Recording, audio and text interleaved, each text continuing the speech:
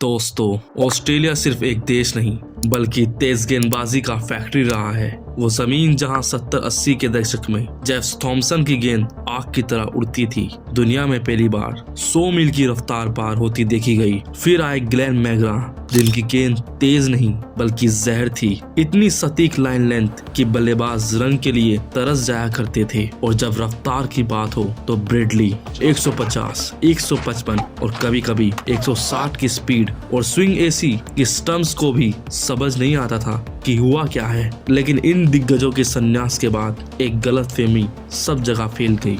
दुनिया को लगने लगा अब ऑस्ट्रेलिया की गेंदबाजी में वो डर रहा ही नहीं है। अब कोई ऐसा गेंदबाज नहीं होगा जिसका सामना करने से पहले बल्लेबाज रात को सो ना पाए। मगर जो आने वाला था वो सिर्फ तेज गेंदबाज नहीं था, वो एक डर था। एक ऐसा गेंदबाज जिसकी बाउंसरें हेलमेट ढूंढती थी, जिसकी रफ्तार सोचने का मौका तक नहीं देती थी। उसका खौफ इतना ज्यादा था कि एक इंटरनेशनल क्रिकेटर मेंटली टूट गया और फिर कभी क्रिकेट में वापस नहीं लौटा। दोस्तों, हम बात कर रहे हैं दुनिया के सबसे खौफनाक बाएं हाथ के तेज गेंदबाज में मशहूर मिचेल जॉनसन की। एक ऐसा नाम जो बल्लेबाजों के लिए सिर्फ खिलाड़ी नहीं बल्कि एक नाइटमेयर था। लेकिन सबसे चौंकाने वाली बात यह है कि इस इंसान ने दुनिया के बेस्ट बल्लेबाजों को डरा दिया। वो खुद एक वक्त क्रिकेटर बनना ही नहीं चाहता था। तो ऐसा क्या हुआ जिससे उन्होंने क्रिकेट की तरफ अपने कदम बढ़ाए? तो चलिए शुरुआत से शुरू करते हैं। लेकिन दोस्तों, एक बात मैं साफ बोल देता हूँ इस वीडियो में,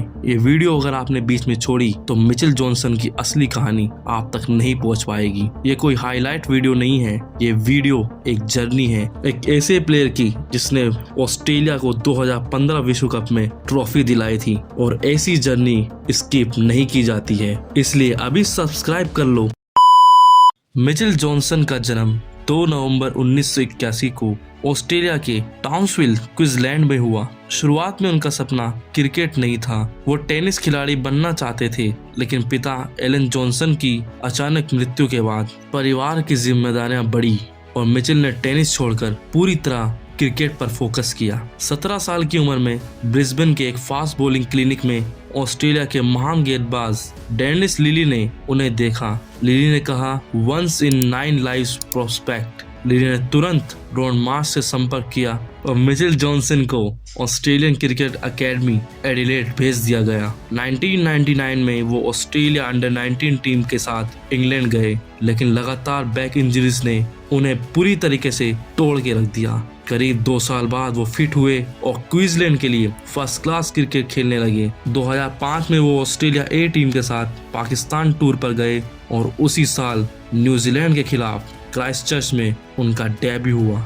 सेलेक्टर ने साफ कहा उन्हें फ्यूचर के लिए तैयार किया जा रहा है। इंडिया के खिलाफ मलेशिया में उन्होंने सिर्फ 4 ओवर में 5 विकेट लिए, जिसमें सचिन तेंदुलकर, राहुल द्रविड़ और युवराज सिंह जैसे नाम शामिल थे। यहीं से दुनिया ने पहली बार उनके रॉ पेस को नोटिस किया। 2006 एशेज में वो स्क्वाड में थे, लेकिन हर टेस्ट में 12th मैन ही रहे। 2007-8 में उनका ओडीआई करियर ऊपर गया। सीबी सीरीज में उन्होंने इंग्लैंड के खिलाफ 8 गेंदों में 4 विकेट लिए और इंडिया टूर पर भी 14 विकेट लेकर वो सीरीज के टॉप विकेट टेकर बन गए। 2007 में श्रीलंका के खिलाफ गाबा में उनका टेस्ट डेब्यू हुआ। 2008 में पर्थ में साउथ अफ्रीका के खिलाफ एक इनिंग में 8 विकेट लिए, जो आज भी एक लेफ्ट आर्म फास्ट बॉलर के लिए अपना बेस्ट फिगर रहा है। 2009 साउथ अफ्रीका टूर उनके लिए टर्निंग पॉइंट साबित रहा। पहले टेस्ट में उन्होंने 96 रन बनाए, तीसरे टेस्ट में उन्होंने 130 रन की शानदार सेंचुरी पारी खेली और इसमें 16 विकेट भी थे। उनके प्रदर्शन को देखकर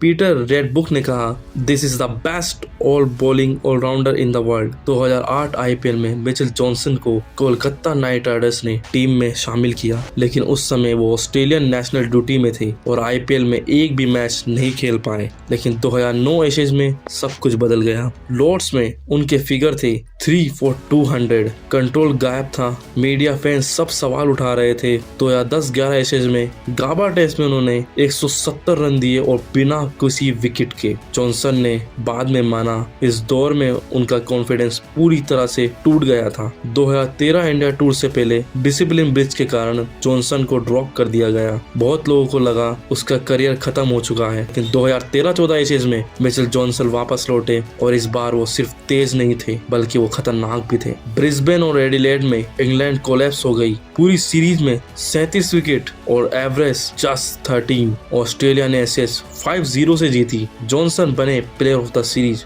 और 2014 में एलन बॉर्डर मेडल भी उन्होंने हासिल किया। 2013 में मुंबई इंडियंस ने मिचेल जॉनसन को टीम में शामिल किया और इस बार उनका रोल बिल्कुल क्लियर था, न्यू बॉल से अर्ली ब्रेक थ्रू देना। लसिथ मलिंगा के साथ जॉनसन ने लेफ्ट राइट पेस कॉम्बिनेशन बनाया जो ऑपोजिशन के लिए हैंडल करना बहुत मुश्किल था। पूरे सीजन में जॉनसन ने 17 विकेट ले डाले और मुंबई इंडियंस को फाइनल में भी अपनी गेंदबाजी से जिता डाला। 2014-15 बॉर्डर गावस्कर ट्रॉफी में जॉनसन और विराट के बीच ऑन फील्ड बहुत सारी वर्बल एक्सचेंज हुए। जॉनसन की शॉर्ट पिच बॉलिंग और विराट की एग्रेसिव बैटिंग सीरीज का बड़ा टॉकिंग पॉइंट बनी। सीरीज के बाद जॉनसन की कमेंट को लेकर इंडियन फैन में बड़ा वाद विवाद हुआ। हालांकि जॉनसन ने कहा यह पर्सनल नहीं, प्योर कंपटीशन था। फिर आया 2015 वर्ल्ड कप। 2015 वर्ल्ड कप में जॉनसन सीनियर बॉलर की भूमिका निभा रहे थे। उनका काम था अर्ली प्रेशर और मिडिल ओवर में कंट्रोल। ऑस्ट्रेलिया ने होम कंडीशन में वर्ल्ड कप जीता। ये जॉनसन का सबसे बड़ा व्हाइट बॉल टाइटल था। उसके बाद आए 2015 एशेज सीरीज। उन्होंने रॉस स्पेल डाला, 111 रन दिए और बिना किसी विकेट के, लेकिन लॉर्ड टेस्ट में मैच विनिंग कमबैक किया। एजबेस्टन में उन्होंने 300 टेस्ट विकेट लिए और 2000 रन भी पूरे किए। 17 नवंबर 2015 को न्यूजीलैंड के खिलाफ उन्होंने इंटरनेशनल क्रिकेट से संन्यास की घोषणा की और वाकई में उनके आखिरी टेस्ट में ऑपोजिशन ने उन्हें गार्ड ऑफ ऑनर दिया। लास्ट इनिंग में उन्होंने 35 रन बनाए और आखिरी मैच में भी विकेट लेकर ही उन्होंने अपना करियर खत्म किया। तो ये थे मिचेल जॉनसन। मिचेल जॉनसन सबसे कंसिस्टेंसी बॉलर नहीं थे, लेकिन जब वो अपने पीक पर थे तो दुनिया में सबसे ज्यादा डर पैदा करने वालों में से एक फास्ट बॉलर थे। अगर मिचेल जॉनसन की वापसी अनबिलीवेबल लगी तो जेम्स ऑक्सन की कहानी दिल तोड़ देगी। वर्ल्ड कप हीरो और फिर सब कुछ खत्म।